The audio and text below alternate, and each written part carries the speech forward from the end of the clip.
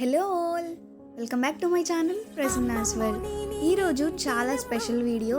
ఎందుకలా అంటే another అమ్మమ్మస్ recipe చూపించబోతున్నాను. చాలా చాలా స్పెషల్ వీడియో. అమ్మమ్మ చేతి వంట అమృతంలా ఉంటుంది కదా.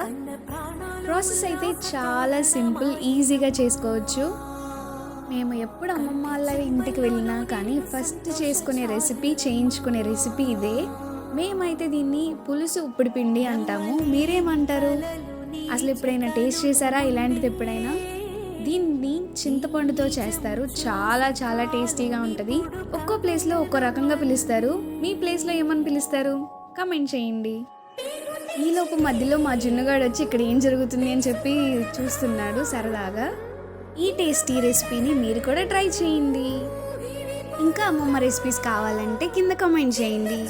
Please do like, share and subscribe to Prasanna's world. Bye.